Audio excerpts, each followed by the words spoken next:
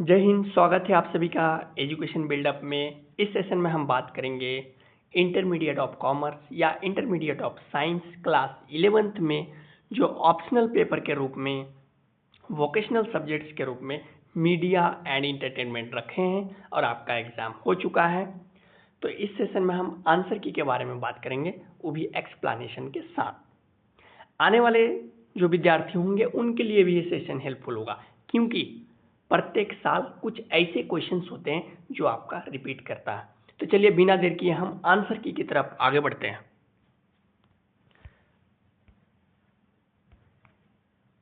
तो यहाँ पर फर्स्ट क्वेश्चन है, पहला ही क्वेश्चन है कि which of the following is a non verbal communication.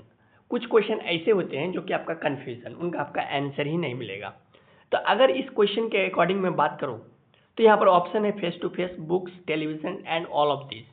तो which of the following is a non verbal communication. यहाँ पर पूछा है कि 4 ऑप्शन है और इनमें से आपको नॉन वर्बल कम्युनिकेशन के एग्जाम्पल्स को फाइंड आउट करना है। तो अगर मैं फेस टू फेस के बारे में बात करूं तो ये जो फेस टू फेस है ये आपका वर्बल कम्युनिकेशन का पार्ट है। बुक्स, ये भी आपका वर्बल कम्युनिकेशन का पार्ट है। कोई भी प्रिंटेड फॉर्मेट में, चाहे वो लेटर हो, नोट्स बुक हो या कोई बुक्स हो, अगर वो प्रिंटेड फॉर्मेट में कोई भी चीज़ है तो वो आपका वर्बल कम्युनिकेशन का पार्ट है। वहीं अगर मैं टेलीविज़न के बारे में बात करूं, जिसमें आप टेलीविज़न के ज़रिए बहुत सारे न्यूज़ वगैरह देखते हैं, मूवी देखते हैं, तो उसमें वर्बल कम्युनिकेशन का भी चीज़ें रहता है, नॉन वर्बल का भी रहता है और आपका विजुअल कम्युनिकेशन का भी रहता है। तो क्वेश्चन के अकॉर्डिंग यहाँ पर ऑप्शन नहीं है। अगर नन ऑफ दीज रहता तो मैं नन ऑफ दीज में टिक लगाता। तो यहाँ ना तो ऑप्शन में नन ऑफ दीज है और ना ही नॉन वर्बल कम्युनिकेशन का उदाहरण है। अगर ऑप्शन नंबर ए में फेस टू फेस के जगह में आई कॉन्टैक्ट रहता तो मैं आई कॉन्टैक्ट में टिक लगाता, क्योंकि वो नॉन वर्बल कम्युनिकेशन ही कह रहा है, गैर मौखिक संचार। मतलब कि हम अपने मुंह से कोई भी ऐसा शब्द नहीं बोलेंगे, चाहे वो लिखित रूप से हो या मौखिक रूप से हो। लिखित रूप से या मौखिक रूप से बोले जाने वाले जो शब्द है वो आपका वर्बल कम्युनिकेशन का उदाहरण है। लेकिन दूर पर खड़ा कोई बंदा अगर है, अगर मैं उसे अपने हाथों को हिला के इशारा करके उसको अगर बुला रहा हूं तो ये आपका नॉन वर्बल कम्युनिकेशन का उदाहरण है। तो एक तरह से हम लोग कह सकते हैं गेस्चर के आधार पर, सांकेतिक के आधार पर हम नॉन वर्बल कम्युनिकेशन को समझते हैं। तो क्वेश्चन के अकॉर्डिंग यहाँ पर ऑप्शन कोई नहीं है, इसलिए इस क्वेश्चन को स्किप करते हैं और आगे बढ़ते हैं।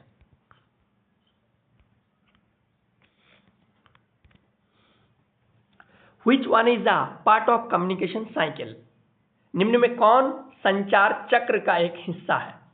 संचार चक्र का हिस्सा यहाँ पर बोला है, तो सेंडर, रिसीवर या फीडबैक। तो इस तरह के सवाल जो है आपका इंटरमीडिएट ऑफ आर्ट्स वाले सेक्शन में भी पूछा था। तो यहाँ पर विच one is a part of communication cycle, निम्न में से कौन संचार चक्र का एक हिस्सा है? तो अगर संचार चक्र के बारे में बात करूं तो आपका सेंडर भी आपका संचार चक्र का है, यानी कम्युनिकेशन साइकिल्स का पार्ट है, रिसीवर भी है और फीडबैक भी हम कह सकते हैं। तो क्वेश्चन नंबर 2 का सटीक उत्तर हो जाएगा ऑप्शन नंबर डी, बोले तो ऑल ऑफ दिस। देन हम क्वेश्चन नंबर 3 की ओर आगे बढ़ते हैं। थर्ड में पूछा है आपका व्हाट इज पावर पॉइंट।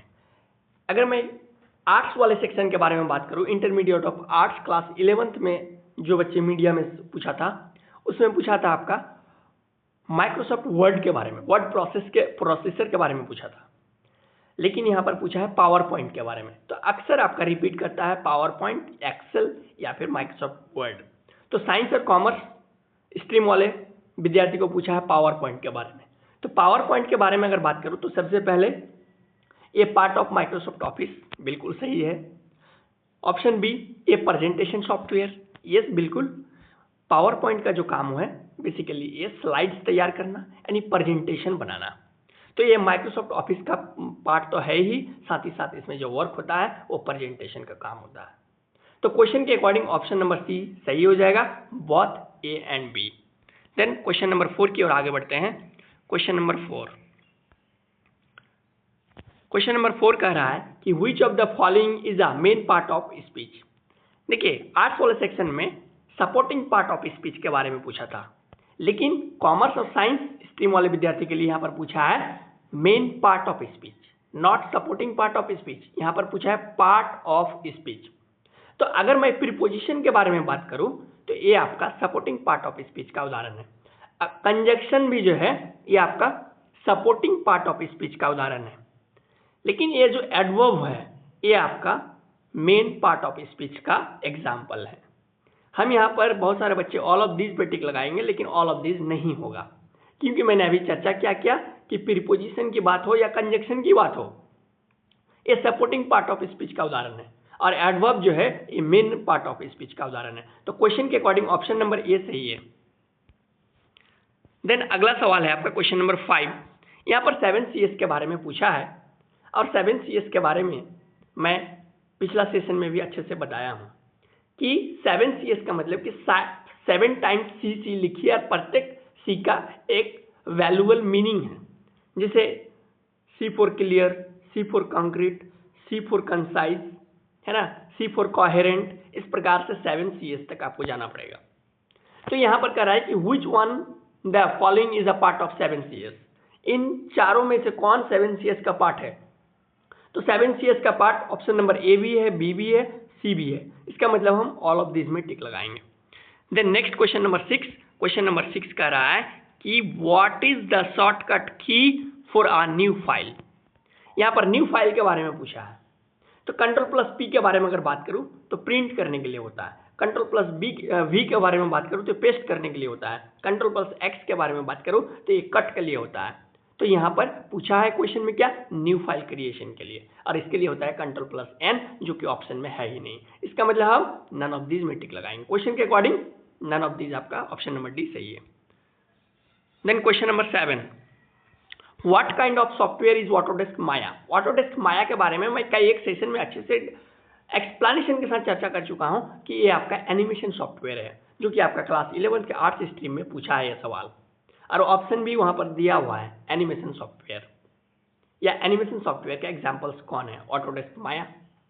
तो यहाँ पर what kind of software is Autodesk माया, तो ना तो यहाँ एप्लीकेशन सॉफ्टवेयर होगा, ना ही यूटिलिटी सॉफ्टवेयर होगा, और ना ही सिस्टम सॉफ्टवेयर होगा। हालांकि यूटिलिटी सॉफ्टवेयर का मतलब होता है सिस्टम सॉफ्टवेयर को सपोर्ट करना, जैसे कोई भी एंटीवायरस हो सकता है। तो यहाँ पर नन ऑफ दीज में हम टिक लगाएंगे क्वेश्चन के अकॉर्डिंग, क्योंकि ऑटोडेस्क माया जो है ये आपका एक एनिमेशन सॉफ्टवेयर है, जो कि आपका ऑप्शन में है ही नहीं। तो आपका 7 का ऑप्शन नंबर डी सही है, नन ऑफ दिस। देन आपका नेक्स्ट क्वेश्चन है question number 8, what is phonetics. Phonetics क्या है, तो बेसिकली ये साउंड है, ध्वनि का अध्ययन करना फोनेटिक्स कहलाता है। तो ऑप्शन नंबर सी में टिक लगाएंगे। देन आपका next question number 9। Question number 9 कह रहा है कि which of the following sentence has indirect object. यहाँ पर इनडायरेक्ट के बारे में पूछा है। आर्ट्स वाले में डायरेक्ट इनडायरेक्ट दोनों पूछा था, एंड सी में बहुत ए एंड बी दिया था ऑप्शन, लेकिन यहाँ पर सिर्फ और सिर्फ इनडायरेक्ट ऑब्जेक्ट्स के बारे में पूछा है, तो इसका ऑप्शन नंबर ए सही है। Then question number 10। Question number 10 में कह रहा है कि which one is open ended question. Open ended question का मतलब कि वैसा सवाल जिनका जवाब यस नो में नहीं दिया जा सकता है। तो आई होप आप समझ गए होंगे कि ओपन एंडेड प्रश्न का मतलब क्या है। ओपन एंडेड, मैंने आपसे कोई सवाल पूछा, लेकिन उनका जवाब आपको यस नो में आप नहीं दे सकते हैं, आपको भी एक्सप्लेनेशन के साथ देना पड़ेगा। इसे कहा जाता है ओपन एंडेड क्वेश्चन। अगर मैं ऑप्शन नंबर ए के बारे में बात करूं तो आर यू स्टडिंग, क्या आप पढ़ रहे हैं, तो आपका जवाब यस में भी हो सकता है, नो में भी हो सकता है, यस और नो। लेकिन यहाँ पर ओपन एंडेड क्वेश्चन का मतलब होता है कि वैसा क्वेश्चन जिनका आंसर यस नो में दे ही नहीं सकते हैं। अगर मैं पूछूं व्हाट आर यू डूइंग, आप क्या कर रहे हैं, तो यस नो में यहाँ जवाब नहीं दे सकते हैं, आपको 2 या 2 से अधिक शब्दों में इनका जवाब देना पड़ेगा। अगर मैंने आपसे पूछा कि व्हाट आर यू डूइंग, आप क्या कर रहे हैं, तो आप बोलेंगे मैं पढ़ रहा हूँ, या मैं खा रहा हूँ, मैं सो रहा हूँ, तो आपका जवाब यस नो में नहीं हुआ। एक्सप्लेनेशन के साथ आपने अच्छे से हमको उत्तर भी दिया। देन आपका सी है बोथ ए एंड बी, तो ऑप्शन नंबर ए जब होगा ही नहीं तो ऑप्शन नंबर सी भी नहीं होगा, देन ऑप्शन नंबर डी भी नहीं होगा। क्वेश्चन के अकॉर्डिंग ऑप्शन नंबर बी आपका सही है, what are you doing. Then question number 11, यहाँ पर रैम के फुल फॉर्म के बारे में पूछा है, और शॉर्ट फॉर्म फुल फॉर्म से रिलेटेड मैं बहुत सारे चीज़ों के बारे में अच्छे से बताया हूँ। तो रैम रैंडम एक्सेस मेमोरी इनका सही जवाब है, option number C. Then question number 12, question number 12 में है कि who has given the principle of colour theory. मैंने आर्ट्स स्ट्रीम में यहाँ पर पूछा था कलर व्हील के बारे में कि कलर व्हील किनके द्वारा दिया गया था।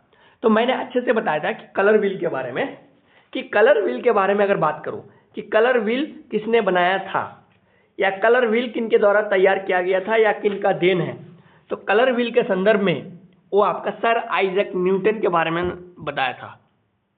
वहीं ये भी बताया था कि अगर आपसे पूछता कि प्रिंसिपल किसने दिया था कलर थ्योरी का, तब आपका लियोन बटिस्टा अल्बर्टी आपको नाम लेना है। और ये 1435 में लिखा गया था या लिखा था सबसे पहले। कलर थ्योरी से संबंधित जो सबसे पहले प्रिंसिपल्स दिए थे 1435 ईस्वी में, वो आपका लियोनी बटिस्टा अल्बर्टी। लेकिन वहीं अगर सर आइजैक न्यूटन के बारे में बात करूं तो ये सबसे पहले कलर व्हील को डिजाइन किया था 1666 ईस्वी में सर आइजैक न्यूटन। तो क्वेश्चन के अकॉर्डिंग ऑप्शन नंबर आपका ए सही है। जो भी बच्चे ए पर टिक लगाए हैं बिल्कुल आपका सही जवाब है। Then question number 13, question number 13 में है आपका a picture which has dot dot DPI or more is known as good picture. एक अच्छा पिक्चर कब कह सकते हैं? जब उनका DPI 300 से अधिक होगा। जब उनका DPI 300 से अधिक होगा। DPI ये डिपेंड करता है उनके पिक्सल्स को डिनोट करता है ना। उनके पिक्सल्स जितना अधिक होगा पिक्चर क्वालिटी उतना अच्छा होगा। तो ज़्यादातर आपका 300 या 300 से अधिक होता है तो वो गुड पिक्चर कहलाएगा। देन आपका क्वेश्चन नंबर 13 का ऑप्शन नंबर बी सही है। देन क्वेश्चन नंबर 14 में कह रहा है प्राइमरी कलर्स आर। तो RGB के बारे में मैं बताया था कि इसे एडिटिव प्राइमरी कलर कहा जाता है, एडिटिव प्राइमरी कलर। और RYB जो है ये आपका एग्जाम्पल है आपका प्राइमरी कलर का।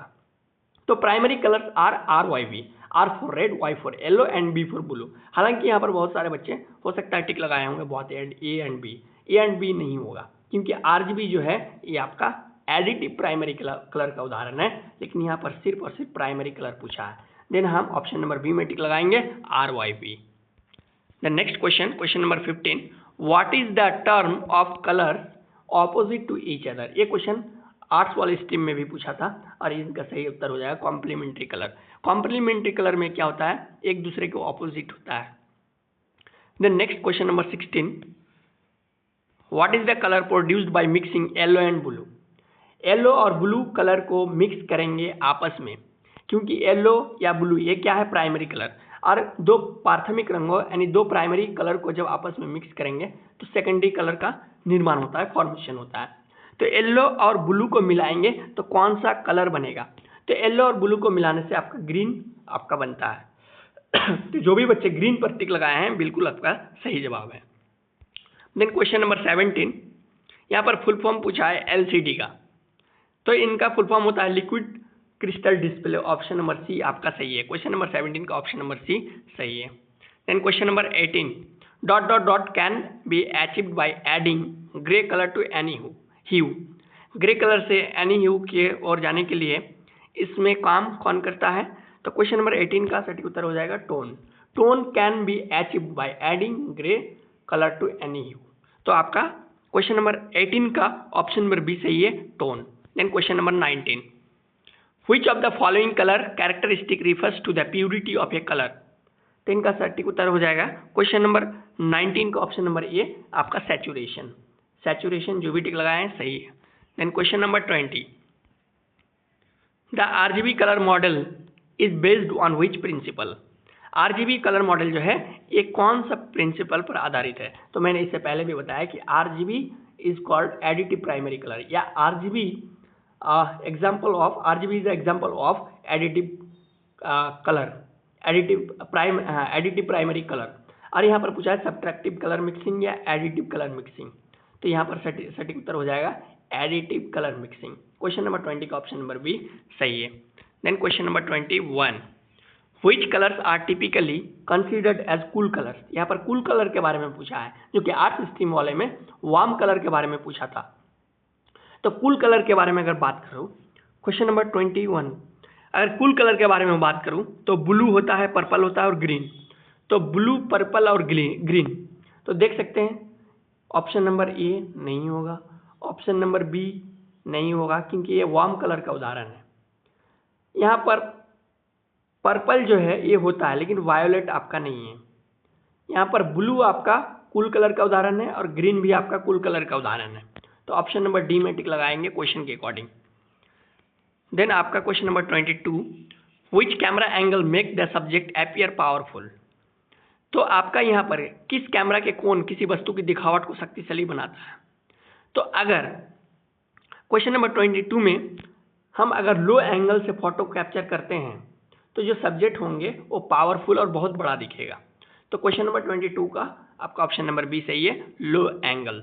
Then question number 23, which colour mechanism does electronic media use. Electronic media में कौन सा कलर का यूज होता है। तो इलेक्ट्रॉनिक मीडिया के बारे में बात करूं तो आपका RGB यहाँ पर काम करेगा।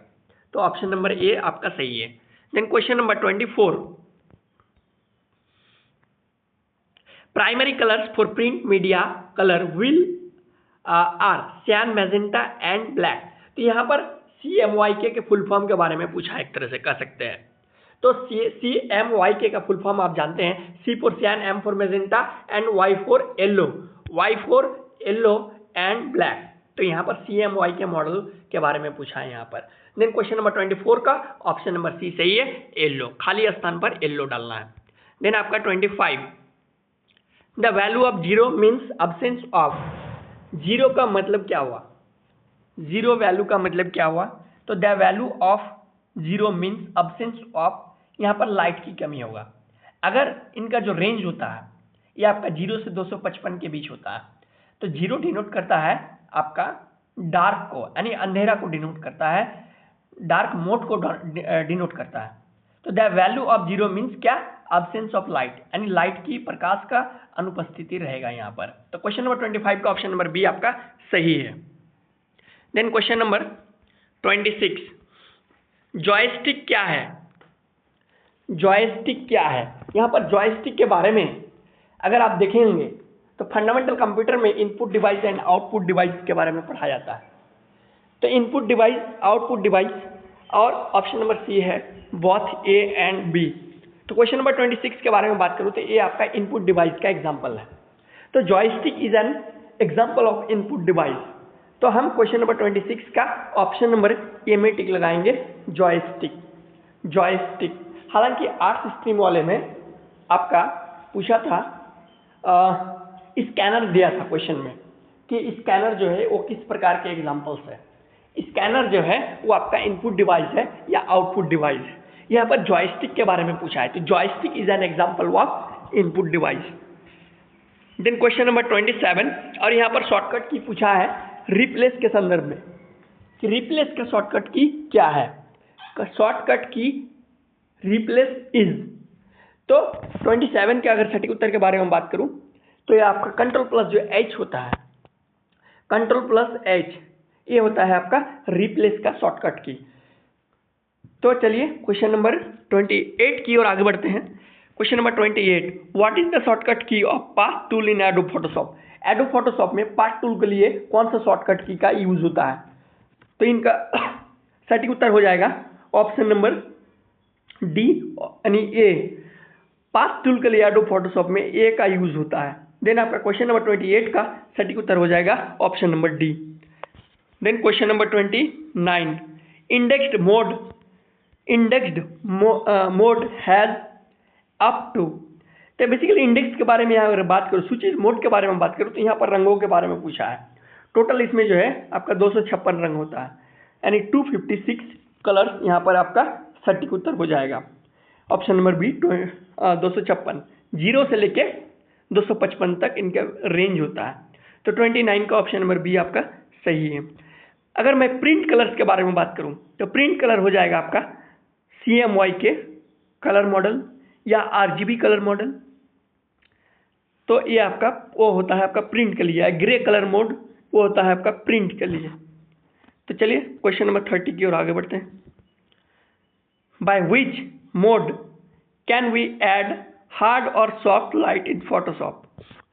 ग्रे स्केल है, नॉर्मल है, ब्लेंडिंग है, तो कौन सा मोड है एडोब फोटोशॉप में